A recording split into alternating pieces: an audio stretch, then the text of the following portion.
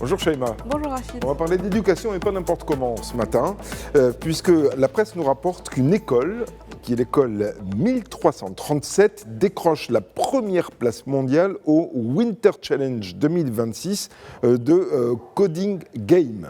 Exactement, donc l'école 1337 a devancé l'université polonaise Wrocław 2e et l'école 42 Paris 3e. C'était une performance collective face à des milliers de développeurs issus de divers horizons.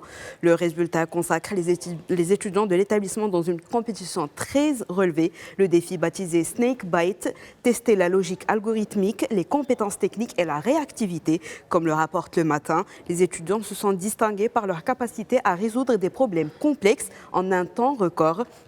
Cette réussite repose sur un modèle pédagogique axé sur la pratique, l'autonomie et la collaboration. Avec ce classement, 1337 confirme sa montée en puissance sur la scène internationale de la programmation.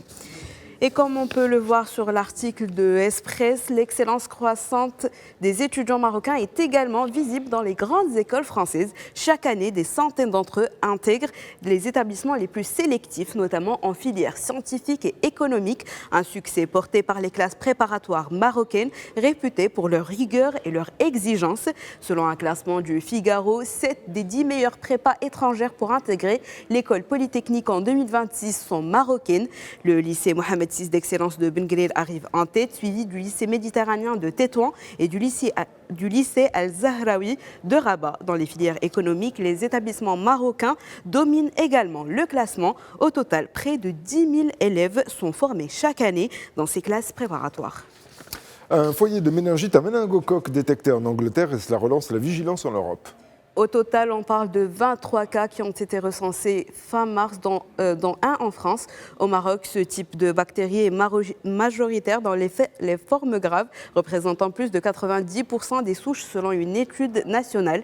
Les autorités s'appuient sur un système de surveillance basé sur la déclaration obligatoire des cas par les médecins. Les données sont centralisées à Rabat pour suivre l'évolution de la maladie à l'échelle nationale. À ce stade, aucun signal d'augmentation n'est relevé. Selon l'opinion, le principal enjeu reste l'absence du vaccin contre le méningocoque B, qui n'est toujours pas disponible au Maroc. Son introduction est en cours, mais nécessite une procédure d'homologation avant sa mise sur le marché.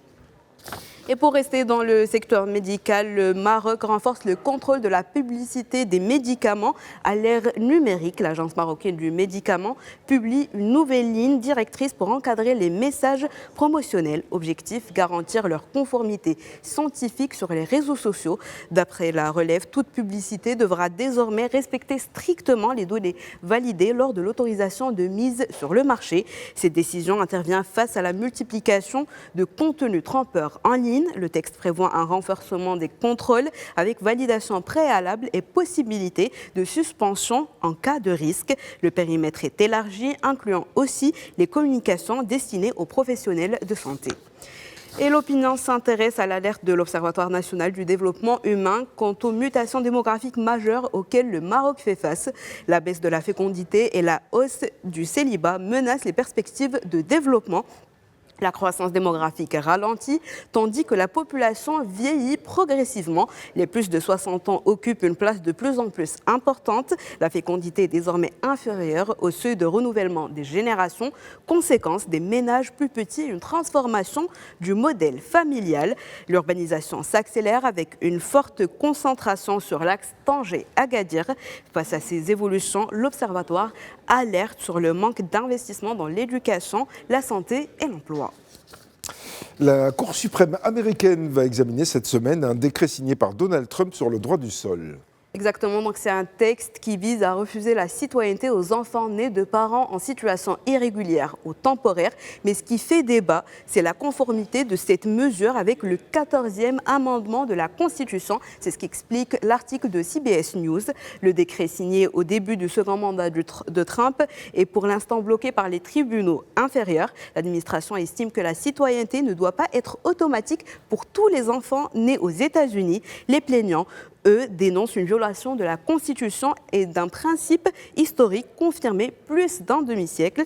La Cour suprême doit désormais trancher sur la légalité de cette mesure. Une décision est attendue fin juin ou début juillet.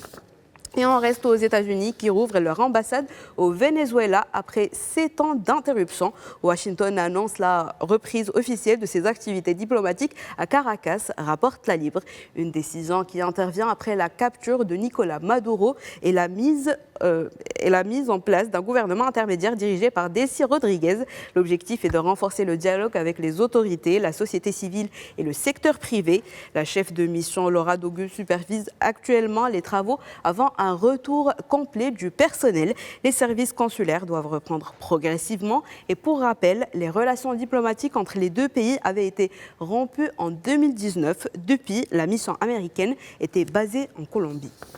Et puis en Australie, la presse revient sur le passage du cyclone Narella qui a montré des images apocalyptiques. C'était vendredi dernier. Exactement, donc on parle d'images d'un ciel rouge sang qui sont filmées, notamment à Shark Bay et Denham, qui ont fait le tour des réseaux sociaux ce week-end. Comme l'explique Courrier International, ce phénomène résulte de la combinaison de la terre riche en fer, oxydée depuis des millions d'années, et des bourrasques de vent, ainsi que de l'épaisse couverture nuageuse qui a assombri le ciel. Narelle est le premier cyclone à toucher 3 États et territoires australiens depuis 20 ans. Selon les experts, le réchauffement climatique permet aux cyclones de parcourir des distances plus grandes d'est en ouest. Les dégâts matériels sont importants. À Exmouth, plusieurs bâtiments ont perdu leur toit. La marina a été endommagée, l'aéroport détruit et un centre d'évacuation a subi des dommages. À Carnarvon, les vents ont endommagé les récoltes et une trentaine de propriétés. Et pour finir, Ouest France a rapporté l'histoire d'un lionceau de 2 ans et demi nommé Kéros qui a retrouvé sa famille au Wildcat Sanctuary de Sandstone dans le Minnesota après avoir été porté disparu et vendu illégalement comme animal de compagnie. Ses parents, Kim et Carl, avaient été secourus 2 ans plus tôt dans un zoo insalubre au Canada.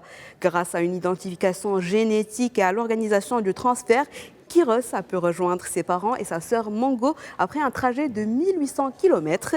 Tammy Tice, fondatrice du sanctuaire, a décrit ses retrouvailles comme incroyablement émouvantes et souligne l'importance des opérations de sauvetage pour les félins. Nous sommes aujourd'hui le mardi 31 mars. Quel autre 31 mars avez-vous donc choisi dans l'histoire ? Et on va parler du 31 mars 1905. L'empereur allemand Guillaume II effectue une visite remarquée à Tanger. En affirmant son soutien à l'indépendance du Maroc, il provoque une crise diplomatique majeure face à la France. C'est ce qu'on appelle le coup de Tanger. Ces tensions s'inscrivent dans une rivalité croissante entre puissances européennes pour le contrôle du Maroc. Alors, au cœur des enjeux stratégiques et coloniaux, quelques années plus tard, le 1er juillet 1911, l'Allemagne envoie une canonnière dans le port d'Agadir. C'est le coup d'Agadir aux crises d'Agadir. Cet épisode fait monter la pression internationale et rapproche dangereusement l'Europe d'un conflit. Ces 2 crises marquent une étape décisive dans l'histoire du Maroc, prélude à l'établissement du protectorat français en 1912. Merci beaucoup, Chelem Fekli.